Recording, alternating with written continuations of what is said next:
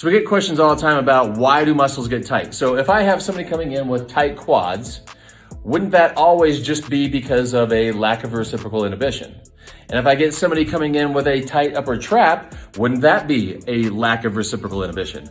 No. So here's what we see most often in the clinic. So if I've got somebody with a lower extremity, closed chain muscle firing pattern that depends on this closed chain situation, this is most likely a lack of reciprocal inhibition. So if Casey's coming in with tight quads, I'm going to assess his hamstrings and usually find out that there's something going on there which is not giving him the reciprocal response to tell the quads to contract less.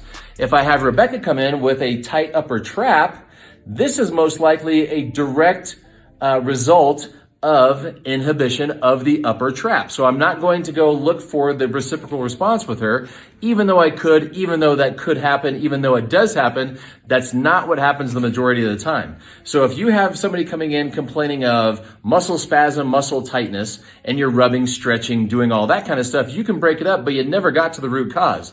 The root cause in this situation with an upper extremity open chain is a direct inhibition of the tight muscle because it's inhibited, not tight.